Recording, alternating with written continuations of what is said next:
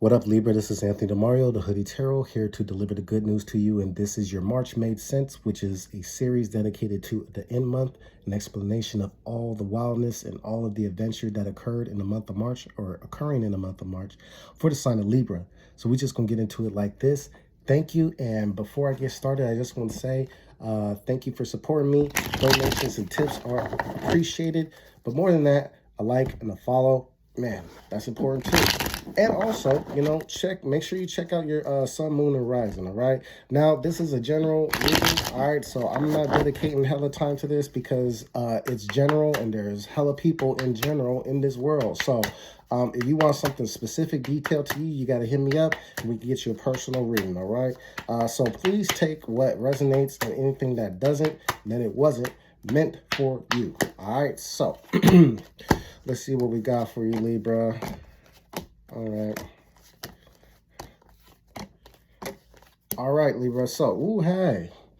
The Two of Cups, partnerships, relationships, union, mutuality, reciprocity was the theme for March. So how did you come into March? Well, you came in with the Emperor energy and the Justice energy. So very much yourself. I think you are ready to go, Libra. A lot of you are just ready to make stuff happen. You had your vision of what you want and working through that though, right? The scales had to balance.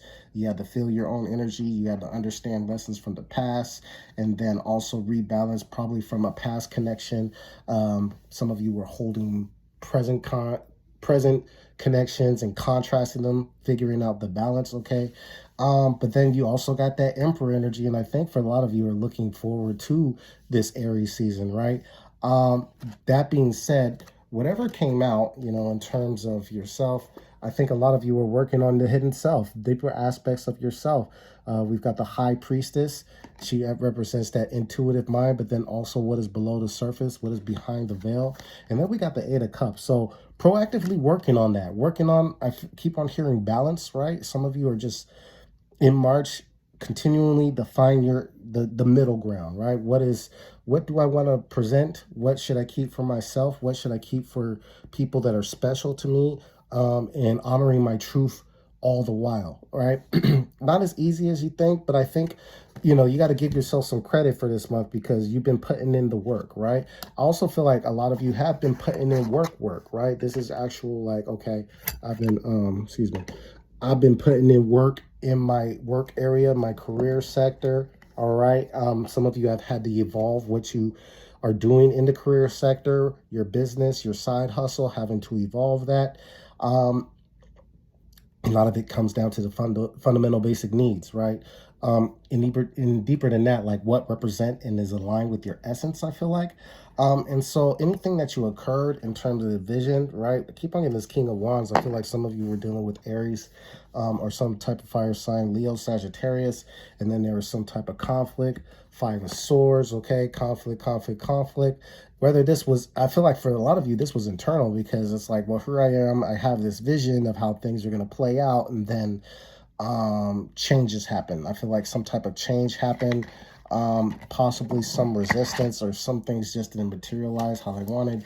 It feels like the universe wanted you to evolve in some way. We have the Death card and we have the Eight of Cups, okay? So death being that something needs to be either deaded or something needs to evolve, change in this entirely. Something needs to do that. And then I think you're parting ways with something. Eight of Cups, some of you parted ways with a Scorpio. With that Death card, I really feel the vibe of moving on to something better. And better because not in, how do I say this in a nice way? In the context of a relationship, right? If you're moving from one relationship to another, it's not that this person, the new person, is necessarily better than the old person. It's just that the old person, the old experience has expired. So continuing to pour energy into the old experience, that's not better than opening yourself up to a new experience. You feel me? So that being said, how do you sustain the lessons of this? Well, Queen of Wands, a lot of you have been inspired by the resistance, inspired by, what you've had to leave behind. And again, it might be a little bit tough to like not feel like some type of loneliness or not, get into a state of like loss. But I feel like you're gonna evolve through that. I feel like you're gonna get a fire beneath you, and I get the rising from the phoenix, kind of like Scorpio energy, to like persevere through this and really show up and really have everything that you want, especially if something in your money sector changed. Again, there might be some emotional attachment behind leaving some type of like work environment or some type of collective. Now, overall lesson, we have, okay, so Five of Wands, there's been a lot of conflict, but then here we are, we got the Leo energy, okay? So there's a lot of people that are showing up for you in March, right? And so through these people, there's been a lot to learn. There's been a lot of conversations, there's been a lot of there could be a lot of had been a lot of disagreements, but it's all led for you to be in this position of the lioness or the lion, depending what you identify with, and it's of strength and it's of power. And so through relationships in March, we're finding your personal power. Now, I do got to say, for a lot of you, it isn't even about a happily ever after or a long lasting relationship, but it's about what you take away from the relationship. What lessons do you get from the relationship that help you reach this point where you can stand on a pedestal and be like, well, you know what, regardless if I'm in a relationship or not, regardless if I have to change where I work at, regardless if I have to shift my energy,